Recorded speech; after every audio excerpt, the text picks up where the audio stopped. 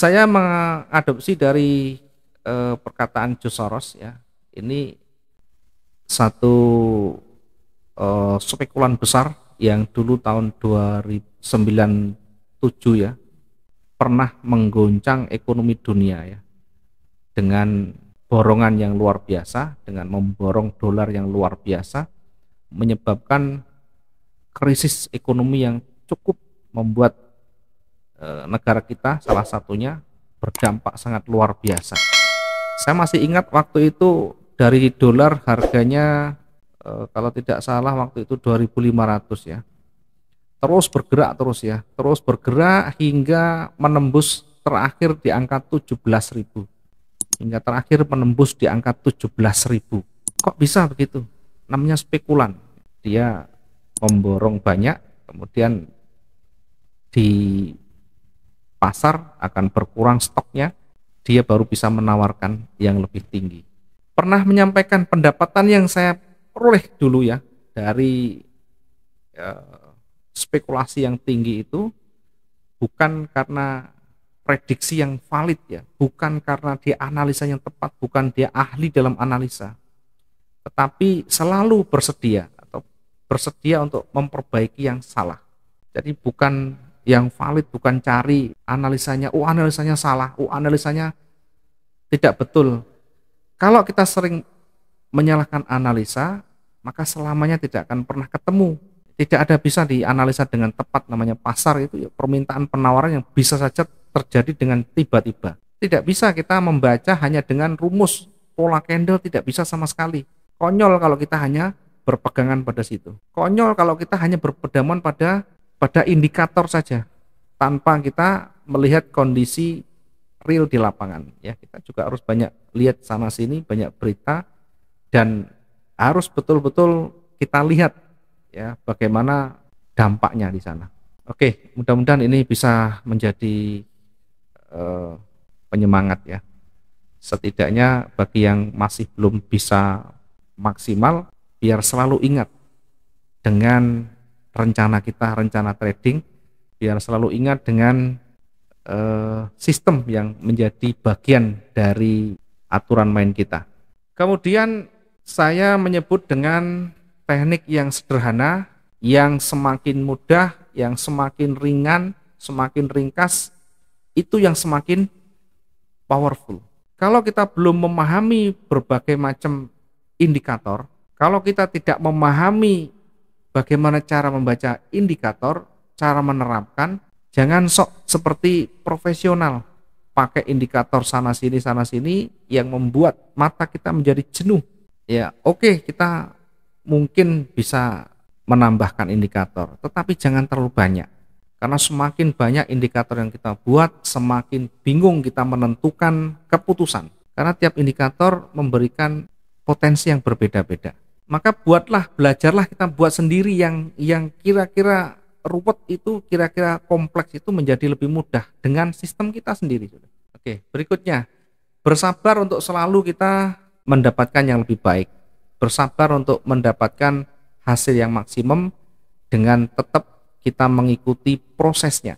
Kalau kita masih belum paham, maka belajar explore. Kita latih terus setiap hari. Kita entry dengan dasar apa, kemudian hasilnya seperti apa. Buat catatan di situ sebagai bahan evaluasi, sebagai bahan kita untuk koreksi. Karena tidak ada ceritanya, tidak ada rumusnya seorang trader itu berhasil dalam waktu yang instan. Sekali lagi, dari dulu sudah kita sampaikan, yang instan sangat tidak bagus untuk kesehatan.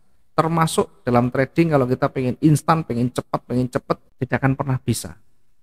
Kita bisnis yang konvensional saja, membangun bisnis yang konvensional itu butuh waktu yang panjang untuk bisa bertahan.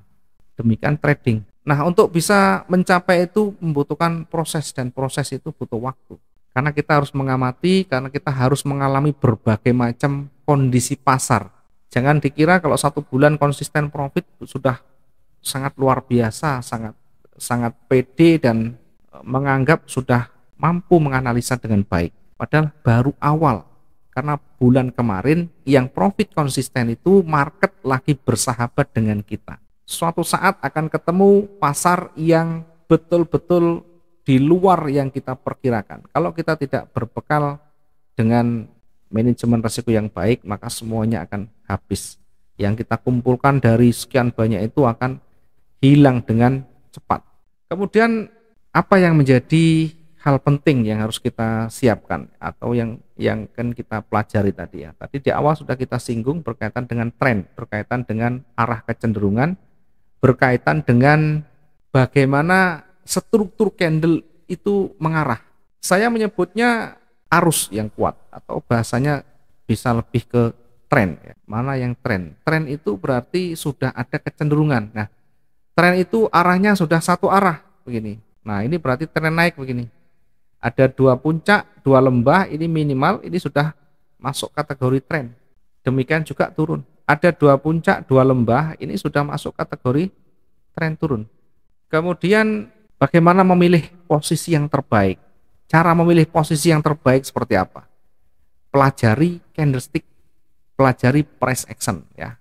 Besok kita akan belajar banyak dengan candlestick ya, karena cukup panjang materinya. Maka saya alokasikan untuk khusus besok kita banyak belajar di price action. Di dalam price action itu mewakili dari satu perdagangan, satu permintaan dan penawaran di situ. Kapan kapan buyer itu mulai melemah, kapan seller itu mulai menguasai. Nanti di situ akan ditunjukkan oleh candlestick. Kemudian ketika marketnya terbentuk, ketika candlenya panjang, kemudian bodinya kecil, ini mewakili kondisi yang seperti apa? Minimal dari candle yang terbentuk itu ada informasi penting yang bisa kita tangkap. Walaupun ada news yang berdampak besar, nanti akan ditunjukkan di candlestick itu. Misalkan news berdampak menguatkan US dollar, oh berarti berpotensi turun, emas berpotensi turun. Ketika dia turun kuat betul, mempengaruhi US dollar, maka di situ candlesticknya akan terbentuk candle warna merah. Nah, dari situ setidaknya kita bisa membaca, oh ternyata dolar menguat. Ini cenderungnya lebih ke arah bearish, ke arah bawah, sehingga saya fokus ke sell dengan tetap memperhatikan triggernya, dengan tetap memperhatikan tandanya untuk kita entry apa. Kita bisa banyak belajar dengan price action, candlestick, kemudian pola-pola yang membentuk satu pattern tertentu atau chart. Dalam chart gabungan candlestick itu akan membentuk satu pola, namanya chart pattern.